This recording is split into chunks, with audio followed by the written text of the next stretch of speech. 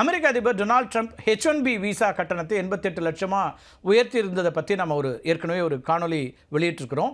இப்போ இந்த நிலைமையில் என்ன செய்கிறாங்கன்னா, சீனா ஒரு நகர்வை முன்னெடுக்கிறாங்க. புதுசாக அவங்க என்ன பண்ணுறாங்கன்னா, K விசா அப்படின்னு ஒன்று அறிமுகம் செய்து ஸ்மார்ட் இளைஞர்களுக்கான வாய்ப்பை உருவாக்கி இருக்கிறது. சீனாவில் பொதுவாக 12 விதமான சாதாரண விசாக்கள், ஆர்டினரி விசாஸ் அப்படிங்கிறது இருக்குது. இந்த விசாக்கள் பெரும்பாலும் லத்தீன் எழுத்துக்களால் குறிக்கப்படுகின்றன. வெளிநாட்டவர் வருகையின் நோக்கத்தை பொறுத்து இந்த விசாக்கள் வழங்கப்படும். எல் விசா அப்படின்னு ஒரு விசா இருக்குது. அது சுற்றுலா அல்லது தனிப்பட்ட பயணங்களுக்காக சீனாவுக்கு செல்பவர்களுக்கு வழங்கப்படக்கூடிய விசா. எம் விசான்னு ஒன்று வச்சுருக்காங்க. வணிக நடவடிக்கைகளுக்காக வர்த்தக கூட்டங்கள், கண்காட்சிகள் இப்படிலாம் பங்கேற்பதற்கான ஒரு விசா தான். சீனாவுக்கு போகணுன்னா இந்த எம் விசா வாங்கணும். அதுக்கப்புறம் எஃப் விசா அப்படின்னு ஒன்று இருக்குது. இது கலாச்சார பரிமாற்றங்கள், தொழில்நுட்ப ஆய்வுகள், கல்வி பயணங்கள், அது மாதிரி குறுகிய கால பயிற்சி வகுப்புகளுக்காக செல்பவர்களுக்காக வழங்கப்படக்கூடிய ஒன்று. ஜெட் விசான்னு ஒன்று இருக்குது. அது சீனாவில் பணியாற்ற விரும்பக்கூடிய வெளிநாட்டவர்களுக்கு வழங்கப்படக்கூடிய விசா.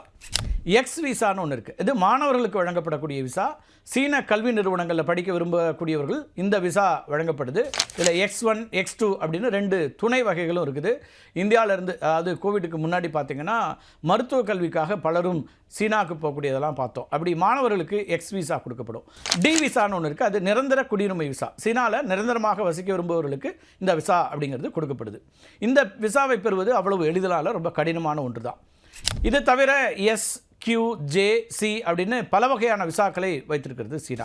இவ்வளவு விசாக்கள் இருக்கும்போது தான் அமெரிக்காவுடைய H1B விசாவுக்கு போட்டியாக K விசா அப்படின்னு ஒன்று அறிமுகப்படுத்தியிருக்கு சீனா.